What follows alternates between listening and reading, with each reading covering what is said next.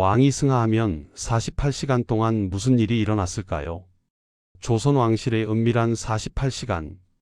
여러분, 혹시 왕이 돌아가시는 순간 궁궐에서는 어떤 일들이 벌어졌을까요? 드라마에서는 왕이 숨을 거두면 곧바로 통곡 소리가 궁궐을 가득 채우고 세자가 즉위하는 장면으로 넘어가죠. 하지만 실제 역사는 훨씬 더 복잡하고 때로는 생각보다 훨씬 더 현실적이었습니다. 왕의 시신은 어떻게 처리했을까요? 무더운 여름이라면 부패는 어떻게 막았을까요? 그리고 왕이 숨진 순간부터 세자가 정식으로 즉위하기까지 조선이라는 나라는 누가 통치했을까요? 오늘은 조선 왕조실록과 국조 올해의 그리고 당시 궁중 야사들을 바탕으로 왕이 승하한 후 48시간 동안 궁궐에서 벌어진 일들을 낱낱이 파헤쳐 보겠습니다. 사망 후 첫 6시간 동안은 어떤 일이 벌어졌을까요? 승하의 순간을 누가 먼저 알았을까요? 조선 왕조실록을 보면 왕이 승하하는 순간의 기록이 매우 자세합니다. 1608년 선조 41년 2월 1일 선조가 승하할 때의 기록을 볼까요? 인시의 상이 침전해서 승하하셨다. 곁에는 대비전과 세자 그리고 내의 허준이 있었다. 이렇게 왕이 숨을 거두는 순간 곁에 있는 사람은 매우 제한적이었습니다. 보통 왕비나 대비, 세자, 그리고 어이 몇 명 정도였죠. 상궁들도 침전 밖에서 대기하는 경우가 많았습니다. 그런데 야사에는 더 흥미로운 기록이 있습니다. 어떤 왕은 숨을 거둘 때 특정 환관만을 곁에 두고 마지막 말을 남겼다는 거죠. 이 말이 무엇인지는 기록되지 않았지만 아마도 매우 사적이거나 정치적으로 민감한 내용이었을 겁니다. 승하 확인 절차를 살펴보면 왕이 숨을 거뒀다고 해서 바로 승하를 선언하지는 않았습니다. 내의원의 어이들이 여러 차례 확인 절차를 거쳤습니다. 먼저 맥박을 짚습니다. 세 곳의 맥을 각각 확인하는데 손목의 촌구맥, 목의 인형맥, 발목의 부양맥을 체크했습니다. 다음으로 호흡을 확인합니다. 왕의 코앞에 깃털이나 얇은 비단을 대고 숨결이 있는지 확인했죠. 이것도 한 번이 아니라 시간을 두고 여러 번 했습니다. 그리고 동공 반응을 확인했습니다. 촛불을 눈앞에 가져가서 동공이 반응하는지 살펴보는 겁니다. 실록에는 어이들이 3차례 맥을 짚고 4차례 호흡을 살폈으나 아무런 기운이 없었다. 이 모든 확인이 끝나고 어이들이 기운이 이미 다하였나이다라고 아뢰면 그제야 비로소 승하가 공식적으로 확인되는 겁니다. 이후 첫 번째 통곡, 걸성 통곡을 합니다. 승하가 확인되면 침전 안에 있던 사람들이 가장 먼저 곡을 합니다. 이걸 초종의 곡이라고 하죠. 실록의 기록을 보면 생생합니다. 대비께서 통곡하시니 그 소리가 천지를 진동하였고 세자 또한 슬피 우시며 거의 기절하려 하셨다. 그런데 흥미로운 건 이 통곡에도 순서와 격식이 있었다는 겁니다. 먼저 왕실 가족들이 곡을 하고 그 다음 궁녀들, 마지막으로 내관들이 곡을 했죠. 야사에 따르면 어떤 상궁은 왕의 승하 소식을 듣고 너무 슬퍼한 나머지 그 자리에서 기절했다가 깨어나지 못하고 죽었다는 기록도 있습니다. 과장이 좀 섞였을 수도 있지만 그만큼 왕과 궁인들의 관계가 깊었다는 걸 보여주죠. 또한 임금의 승하가 확인되면 즉시 침전의 문을 모두 닫습니다. 이걸 봉쇄라고 하는데 매우 엄격하게 시행되었습니다. 실록에는 대전의 문을 닫고 선전관 4명을 배치하여 출입을 금하게 하였다는 기록이 반복적으로 나옵니다. 왜 이렇게 철저히 봉쇄했을까요? 여러 이유가 있습니다. 첫째, 왕의 시신을 보호하기 위해서입니다. 유교 관념에서 왕의 육신은 신성한 것이고 함부로 볼 수 없었거든요. 둘째, 승하 소식이 통제되지 않은 채 퍼지는 것을 막기 위해서입니다. 만약 소문이 먼저 퍼지면 궁궐 안팎에서 혼란이 생길 수 있었죠. 셋째, 혹시 모를 정치적 변란을 막기 위해서입니다. 역사를 보면 왕이 승하한 직후가 가장 위험한 순간이었거든요. 야사에는 더 무시무시한 이야기도 있습니다. 어떤 내관이 왕의 승하 소식을 몰래 궁 밖의 친척에게 전하려다 발각되었는데 그 자리에서 목이 잘렸다는 겁니다. 이게 사실인지는 확인할 수 없지만 비밀 유지가 얼마나 중요했는지를 보여주는 이야기입니다. 침전이 봉쇄되면 다음 단계는 왕실 가족들과 핵심 대신들에게 소식을 전하는 겁니다. 만약 세자가 침전에 없었다면 내시가 급히 세자궁으로 달려갑니다. 실록을 보면 밤중에 급히 세자를 부르니 세자께서 놀라 달려오셨다는 기록이 자주 나옵니다. 대신들에게는 선전관이 소식을 전합니다. 특히 영의정, 좌의정, 우의정 삼정승과 병조판서에게는 즉시 알렸습니다. 병조판서에게 알린 이유는 혹시 모를 군사적 변란에 대비하기 위해서였습니다. 흥미로운 건 시간대에 따라 대응이 달랐다는 겁니다. 만약 한밤중에 왕이 승하하면 새벽까지 기다렸다가 대신들을 불렀습니다. 한밤중에 대신들을 급히 부르면 오히려 의심을 살 수 있었거든요. 2부 이제 왕의 사망 후 6시간에서 24시간까지 진행 과정을 살펴보겠습니다. 승하 후 몇 시간이 지나면 본격적인 시신 처리가 시작됩니다. 가장 먼저 하는 일이 목욕 재개입니다. 국조 오레이에는 이 절차가 매우 자세히 나와 있습니다. 먼저 물을 준비합니다. 이 물은 아무 물이나 쓸 수 없었습니다. 새벽에 우물에서 처음 길어올린 물, 이걸 정화수라고 하는데 이 물에 쑥과 창포를 넣어 끓인 후 식혀서 사용했습니다. 물의 온도도 중요했습니다. 너무 뜨거우면 시신이 손상될 수 있고 너무 차가우면 시신이 굳어버립니다. 미지근한 온도, 대략 체온 정도로 맞췄다고 합니다. 목욕은 상궁들이 했습니다. 특히 왕을 가까이에서 모시던 지밀상궁 2~3명이 주도했죠. 먼저 왕이 입고 있던 옷을 조심스럽게 벗깁니다. 이때 가위로 옷을 잘라내는 경우도 있었습니다. 시신이 굳기 시작하면 옷을 벗기기 어려웠거든요. 그 다음 미지근한 물에 적신 명주 수건으로 온몸을 닦습니다. 얼굴부터 시작해서 목, 가슴, 팔, 다리 순서로 닦아 내려갑니다. 야사에 따르면 이 과정에서 상궁들은 계속 눈물을 흘렸다고 합니다. 평생 섬기던 왕의 차가워진 몸을 닦는 슬픔이 얼마나 컸겠습니까? 특히 여름에 왕이 승하한 경우 이 목욕은 더 빨리 진행되어야 했습니다. 기록을 보면 1720년 숙종 46년 6월에 숙종이 승하했을 때 날씨가 매우 더웠다고 합니다. 이때 상궁들은 얼음물로 시신을 닦았다는 기록이 있습니다. 목욕이 끝나면 수의를 입힙니다. 이게 정말 복잡한 과정이었습니다. 왕의 수의는 미리 준비되어 있었습니다. 보통 왕이 50세가 되면 상의원에서 수의를 만들어 보관했죠. 이걸 수의진설이라고 합니다. 그런데 이 수의가 몇 겹인지 아십니까? 실록 기록을 종합하면 최소 7겹에서 최대 11겹까지 입혔습니다. 가장 안쪽부터 설명하면 첫 번째로 흰색 못이 저고리와 바지 내의, 두 번째는 흰색 명주적 삼과 바지 중의, 세 번째는 옥색 명주 도포 달령, 네 번째는 남색 비단 천릭 천익, 다섯 번째는 붉은색 비단 골룡포 강사포, 여섯 번째는 황금색 비단 대례복 면복, 일곱 번째는 검은색 비단 겉옷 현단. 이게 기본 7겹입니다. 여기에 계절과 왕의 평소 선호에 따라 4겹이 더 추가될 수 있었죠. 각 층마다 의미가 있었습니다. 안쪽의 흰색은 순수함을, 중간의 화려한 색은 왕의 위엄을, 바깥의 검은색은 장엄함을 상징했습니다. 수의를 입히는 데는 보통 2~3시간이 걸렸습니다. 시신이 굳어가는 상황에서 이렇게 많은 옷을 입히는 건 정말 어려운 일이었습니다. 야사에는 이런 이야기가 있습니다. 어떤 왕이 승하했을 때 시신이 너무 빨리 굳어서 수의를 다 입히지 못했고 결국 몇 겹의 옷은 시신 옆에 그냥 놓아두었답니다. 자, 이제 가장 현실적인 문제입니다. 시신의 부패를 어떻게 막았을까요? 조선시대에는 냉장고가 없었습니다. 특히 무더운 여름이라면 시신은 몇 시간 만에 부패하기 시작합니다. 조선 왕실은 석빙고라는 거대한 얼음 창고를 운영했습니다. 겨울에 한강의 얼음을 잘라서 저장해뒀다가 여름에 사용했죠. 왕이 승하하면 이 얼음을 총동원했습니다. 실록에는 빙고의 얼음을 모두 대전으로 옮기게 하였다는 기록이 자주 나옵니다. 얼음을 어떻게 배치했을까요? 침전 바닥에 나무 판자로 받침대를 만들고 그 위에 커다란 얼음 덩어리들을 놓았습니다.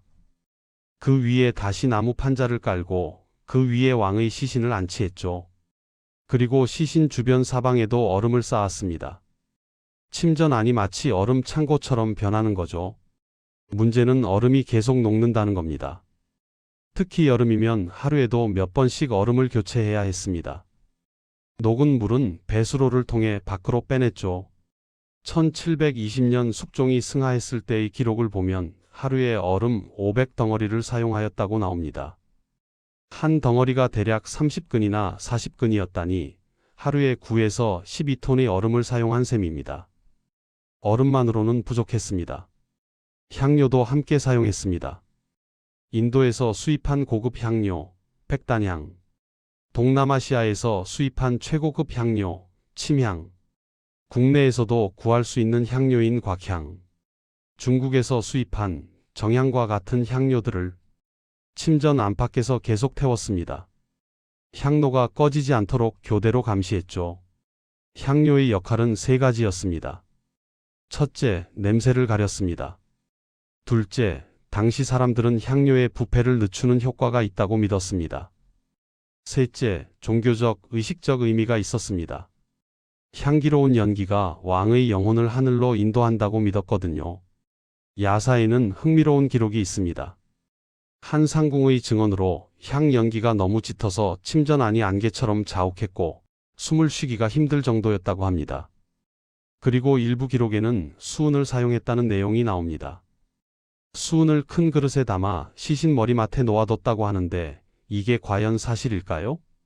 정사인 실록에는 수은 사용 기록이 명확하게 나오지 않습니다. 하지만 야사와 일부 개인 기록에는 언급이 있습니다. 수은의 독성이 세균의 번식을 억제한다는 것은 당시에도 알려져 있었습니다. 또한 수은이 증발하면서 주변 온도를 낮추는 효과도 있었죠. 하지만 이건 매우 위험한 방법이었습니다. 수은 증기는 사람에게도 치명적이거든요. 만약 정말 수은을 사용했다면 시신을 가까이에서 돌보던 상궁들은 수은 중독에 노출되었을 겁니다. 어떤 야사에는 이런 기록도 있습니다. 국상 후 침전을 돌보던 상궁 몇 명이 원인 모를 병으로 죽었는데 아마도 수은 때문이었을 것이라는 내용입니다. 시신 처리의 다음 단계는 습입니다. 이건 시신을 여러 겹의 천으로 감싸는 과정입니다. 국조 오레이에 따르면 먼저 명주천으로 시신을 한번 감쌉니다.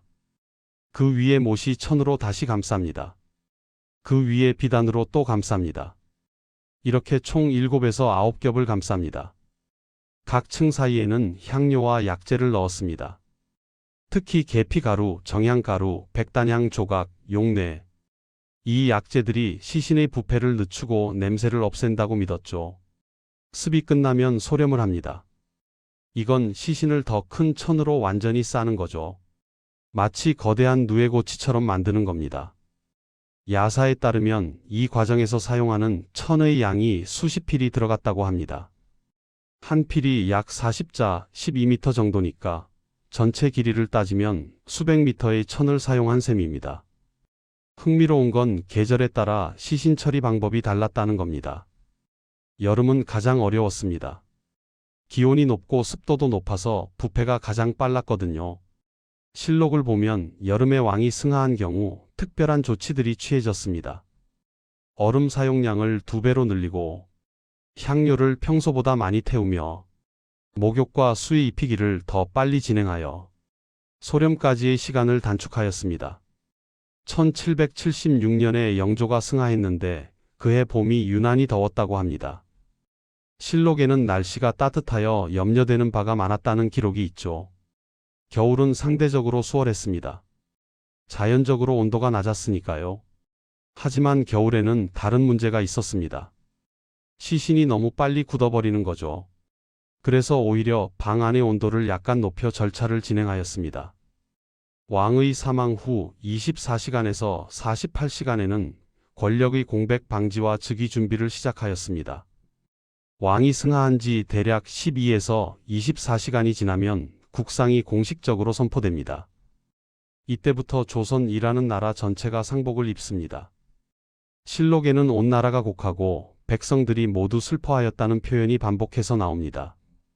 국상이 선포되면 모든 관청의 업무가 중단됩니다. 시장도 문을 닫습니다. 술집, 기생집 등 유흥시설도 모두 영업 중단하고 혼례를 포함한 모든 잔치가 금지됩니다. 음악 연주도 금지되고 심지어 고기를 먹는 것도 금지되었습니다. 국상 기간 동안 한양의 백성들은 채식을 해야 했죠. 한 야사에는 이런 이야기가 있습니다. 어떤 양반이 국상 기간에 몰래 고기를 먹다가 발각되어 곤장을 맞았다고요. 그만큼 엄격했습니다. 이 시기 세자의 위치가 정말 미묘합니다. 실록을 자세히 보면 왕이 승하한 직후부터 정식 즉위식까지 세자를 어떻게 부르는지가 계속 바뀝니다. 처음에는 여전히 세자라고 부릅니다. 조금 지나면 왕세자로 격상됩니다.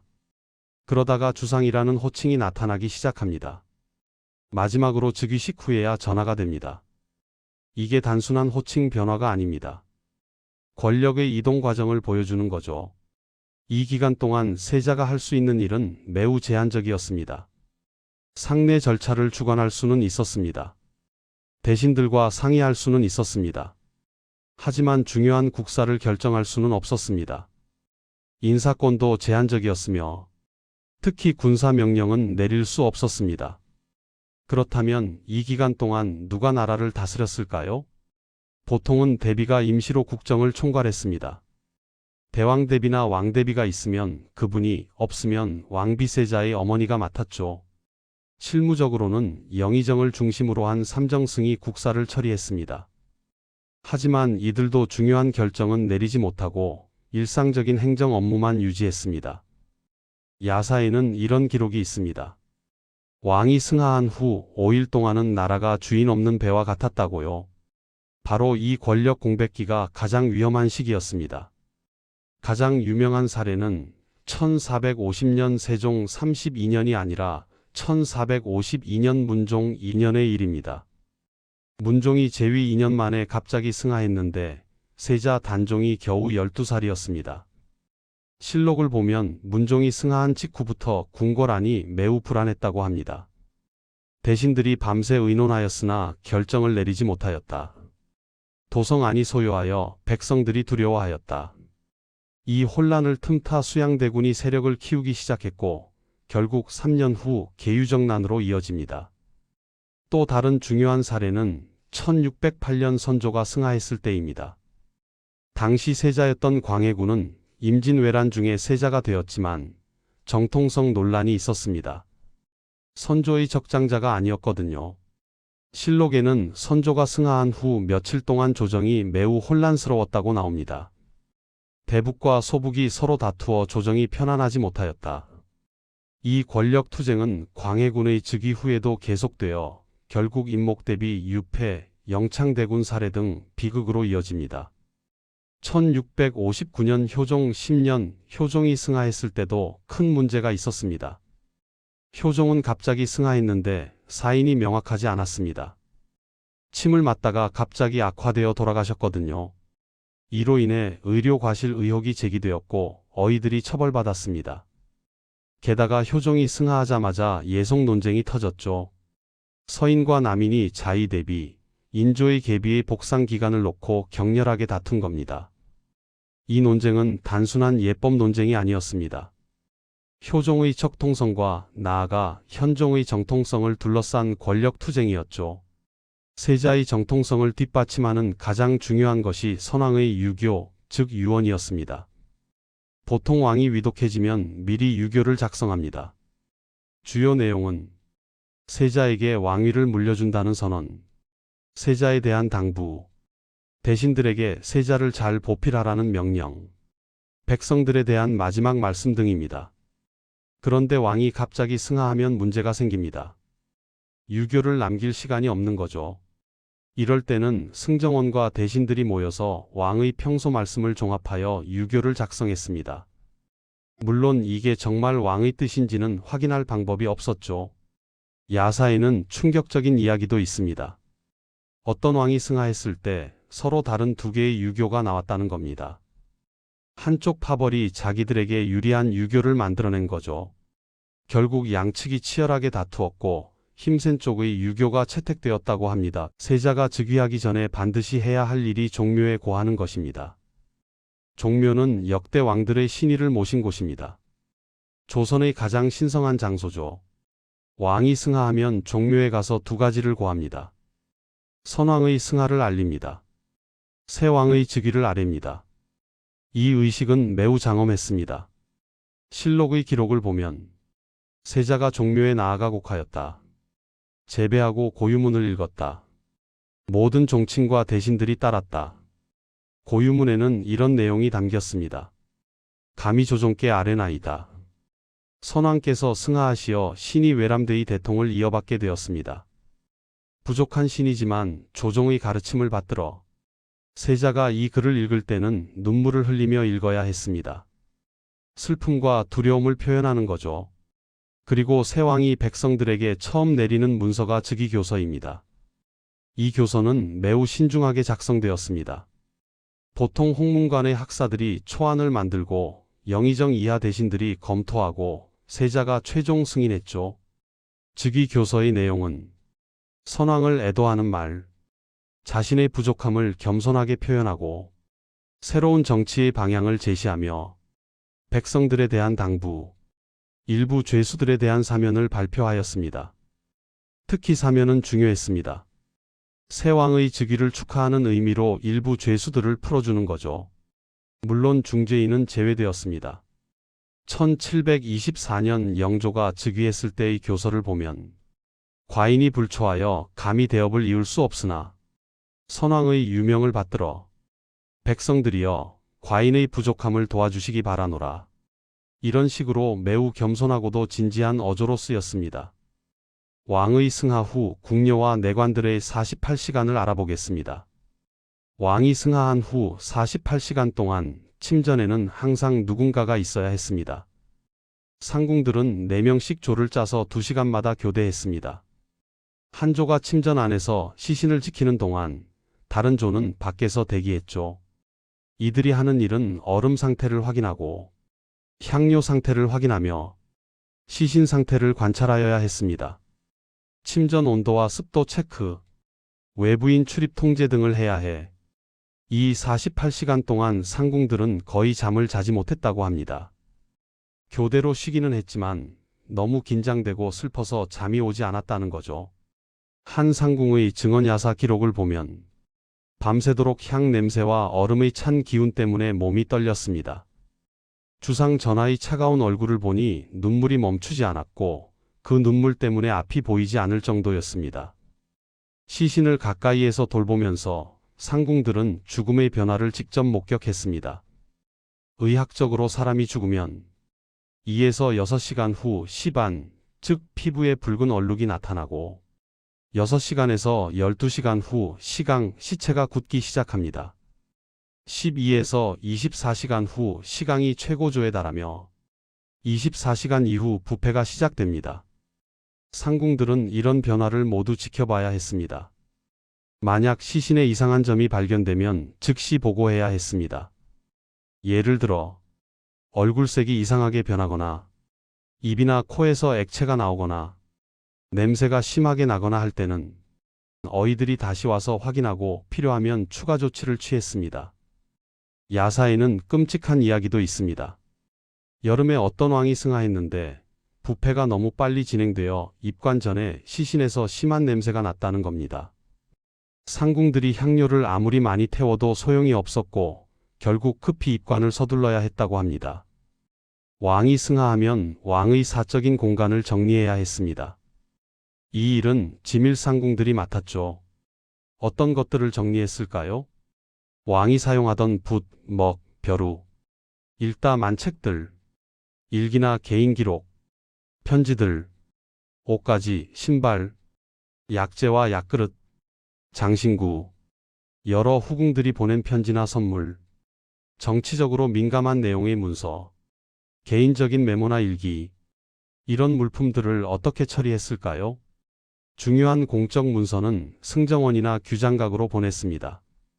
개인적이지만 보관할 가치가 있는 것들은 세자궁이나 대비전으로 보냈죠. 야사에 따르면 어떤 물건들은 불태워졌다고 합니다.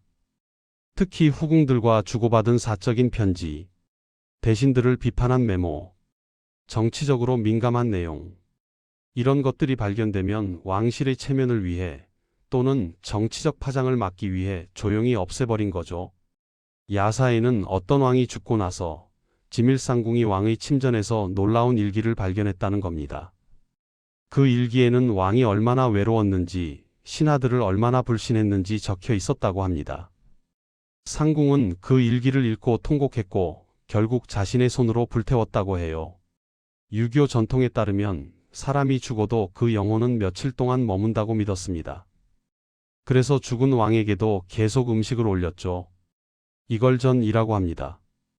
하루 3번, 아침, 점심, 저녁에 왕이 평소 좋아하던 음식을 준비했습니다. 물론 왕이 드시는 건 아니지만 형식적으로 올리는 거죠. 상선의 내관들이 이 음식을 준비했습니다. 평소와 똑같은 방식으로 음식을 만들어서 왕의 시신 앞에 차렸습니다. 그리고 일정 시간이 지나면 음식을 치웠습니다. 이 음식을 어떻게 했을까요? 실록에는 명확한 기록이 없지만 야사에 따르면 일부는 시신을 지키는 상궁들과 내관들이 나눠 먹었다고 합니다. 일부는 빈곤한 백성들에게 나눠줬다고도 합니다. 일부는 그냥 버렸을 수도 있습니다. 한 야사에는 이런 이야기가 있습니다. 어떤 상궁은 왕에게 올렸던 음식을 차마 먹을 수가 없어서 며칠 동안 굶었다고 합니다. 너무 슬퍼서 목구멍으로 음식이 넘어가지 않았다는 거죠. 왕의 승하 후 48시간은 극도의 비밀 유지 기간이었습니다. 침전 안에 있던 상궁들과 내관들은 외부와 완전히 차단되었습니다. 아무도 밖으로 나갈 수 없었고 편지나 메시지도 보낼 수 없었죠. 만약 누군가가 이 규칙을 어기면 어떻게 되었을까요? 실록에는 구체적인 처벌 기록이 많지 않지만 야사에는 무서운 이야기들이 있습니다. 한 내관이 왕의 승하 소식을 궁 밖의 친척에게 몰래 전하려다 발각되었는데 그 자리에서 사형당했다는 겁니다. 다른 궁인들에게 경고하기 위해 시신을 며칠 동안 궁궐 안에 매달아뒀다고 합니다. 또 다른 야사에는 어떤 궁녀가 왕이 어떻게 승하했는지를 밖에 있는 가족에게 편지로 보내려다 발각되어 혀가 잘렸다는 이야기도 있습니다. 이런 이야기들이 모두 사실인지는 확인할 수 없습니다. 하지만 비밀 유지가 얼마나 엄격했는지, 그리고 궁인들이 얼마나 두려움 속에 살았는지를 보여주는 이야기들입니다. 이런 48시간 동안의 극심한 스트레스는 많은 궁인들에게 심각한 영향을 미쳤습니다. 실록을 보면 국상 기간 중이나 직후에 궁인들이 병들거나 죽은 기록이 자주 나옵니다. 상궁 김씨가 병으로 죽었다. 내관 이모가 갑자기 미쳐서 제대로 말을 하지 못하였다. 궁녀 몇 명이 병을 얻어 누워 있다. 이들은 무엇 때문에 이렇게 되었을까요? 첫째, 극심한 슬픔이었습니다. 많은 궁인들은 어릴 때부터 궁에 들어와 왕을 섬겼습니다. 왕은 그들의 주군이자 어떤 의미에서는 가족이었죠. 둘째, 육체적 피로였습니다. 48시간 동안 거의 잠을 자지 못했고 무거운 얼음을 나르고 계속 움직여야 했습니다. 셋째, 정신적 압박이었습니다. 실수하면 죽을 수도 있다는 두려움, 비밀을 지켜야 한다는 부담감. 넷째, 시신을 직접 다루는 공포였습니다. 아무리 익숙해지려 해도 부패하는 시신을 가까이에서 보는 건 쉬운 일이 아니었습니다. 다섯째, 화학적 영향도 있었을 겁니다. 향료 연기, 수은, 증기, 얼음의 찬 기운 등이 건강에 나쁜 영향을 미쳤을 테니까요. 야사에는 더 극단적인 이야기도 있습니다. 어떤 상궁은 왕의 승하 후 몇 달 동안 밤마다 악몽에 시달렸다고 합니다. 꿈에서 죽은 왕이 나타나 자신을 부른다는 거죠. 또 어떤 내관은 국상 직후 갑자기 말을 잃어버렸다고 합니다. 의원들이 진찰했지만 원인을 알 수 없었고 결국 평생 말을 하지 못했다고 해요. 이런 이야기들은 아마도 외상 후 스트레스 장애 PTSD의 조선시대 버전이 아니었을까 싶습니다. 국상이 끝난 후 이 상궁들과 내관들은 어떻게 되었을까요? 일부는 계속 궁에 남아 새 왕을 섬겼습니다. 하지만 왕이 바뀌면 궁궐 내 권력 구조도 바뀌기 때문에 예전만큼의 지위를 유지하기는 어려웠죠. 일부는 궁을 떠났습니다. 특히 나이 든 상궁들 중에는 출궁하여 사찰로 들어가는 경우가 많았습니다. 비구니가 되어 남은 생을 불교에 귀의하며 지내는 거죠. 왜 절로 갔을까요? 첫째, 세상과 인연을 끊고 싶었을 겁니다. 궁궐의 화려함과 정치적 음모, 죽음을 목격한 후에 속세가 무의미하게 느껴졌을 테니까요. 둘째, 죽은 왕을 위해 기도하고 싶었을 겁니다. 불교에서는 죽은 이를 위해 계속 기도하면 그 영혼이 좋은 곳에 태어난다고 믿었거든요. 셋째, 실질적인 이유도 있었습니다. 궁을 나간 후 갈 곳이 마땅치 않은 상궁들에게 사찰은 안전한 피난처였죠. 실록을 보면 이런 기록이 있습니다. 전 상궁 박씨가 출궁하여 모처의 암자로 들어갔다.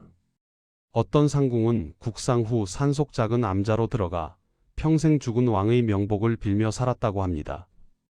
그녀는 죽을 때까지 왕을 섬기던 때 이야기를 하지 않았고 왕의 비밀을 무덤까지 가져갔다고 해요. 지금까지 우리는 왕이 승하한 후 48시간 동안 궁궐에서 벌어진 일들을 자세히 살펴봤습니다.